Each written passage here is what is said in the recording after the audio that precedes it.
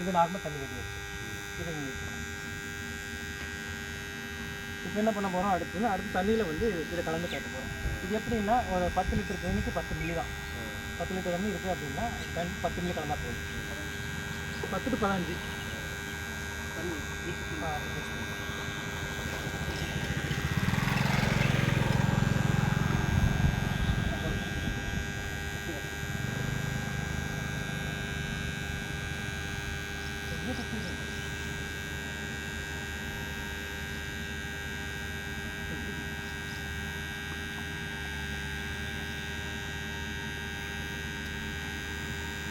இப்போ அதே மாதிரி இன்னொரு இடத்துக்கு தண்ணி கட்டணும்னு வச்சுக்கோங்களேன்.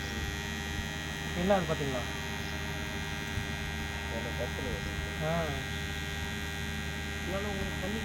தண்ணி கட்ட செலவு. அதாவது இப்போ நாங்கள் 2 நாள் 4 நாளுக்கு ஒரு தண்ணி கட்டுறீங்க அப்படின்னா 7 நாளுக்கு ஒரு கட்டினா போதும். அந்தளவுக்கு ஈரப்பதம் வந்து அப்படியே வச்சுருக்கேன். அதனால் நாங்கள் ஒன்றும் முழுசாக ஊற்றலை. பட் பார்த்தீங்கன்னா இந்த அளவுக்கு உங்களுக்கு அந்த ஈரம் தொட்டு பாருங்க இறங்கும்போது இன்னும் நல்லா இது எப்படி அப்படி இருக்குமா இருக்குது. இது எப்படி புது புதுன்னு போயிருக்கு. இந்த அளவுக்கு வந்து மண் ரொம்ப இலகி கொடுத்துரும். இலகி கொடுக்குறதுனால என்ன ஆகுது பாருங்கள், வேர்கள் நல்லா பரவ ஆரம்பிச்சிடும். நல்ல வேர் பரவ ஆரம்பிச்சுனாவே காற்றுலேருந்து வந்து அதை சத்துக்கு வேணுங்கிற சத்து அதுவே எடுத்துக்கும். மண் இருக்கமாக இருந்தாலும் காற்றுலேருந்து எதுவுமே ஹைட்ரஜன்லாம் எடுத்துக்கவே முடியாது.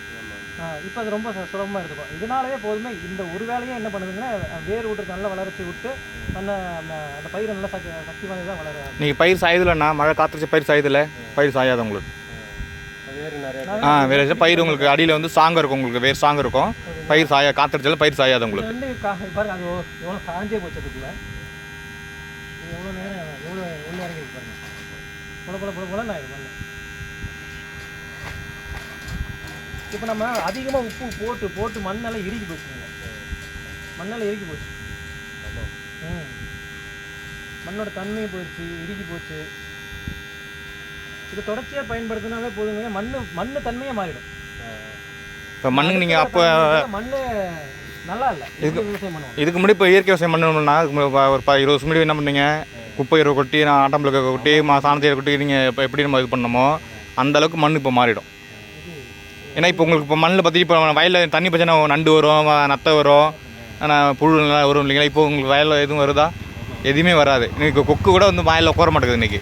ஏன்னா ஃபுல்லாக கெமிக்கல். சரிங்களா? ஸோ இதை போடும்போது உங்களுக்கு மண்ணோட தன்மை உங்களுக்கு நல்லா ஃபுல்லாக மாறிடும் உங்களுக்கு. இது வந்து பார்த்தீங்கன்னா தண்ணியில் நீங்கள் சேமையில் தண்ணி ஒட்டாது இல்லைங்களா உங்களுக்கு. ஓராடிக்கிறோன்னு ஸ்ப்ரே பண்ணுறோன்னா இல்லை அது பார்த்துக்கோங்க. இது பரவாது. தண்ணி ஒட்டாது.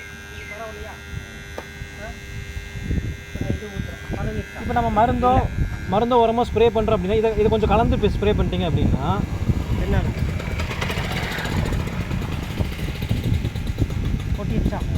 பரவிருச்சா.